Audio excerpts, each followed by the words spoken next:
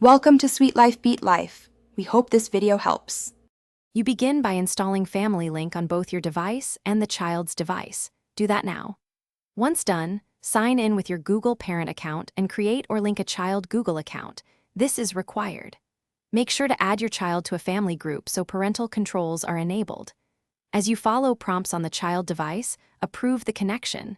This step authorizes management and sets the foundation for app controls, limits, and device supervision. Now configure the core controls that actually shape device use. You'll open the parent app, select your child, and adjust app permissions, approve critical apps and block others. Then set daily screen time limits and schedule device bedtime. These enforce consistent off times automatically.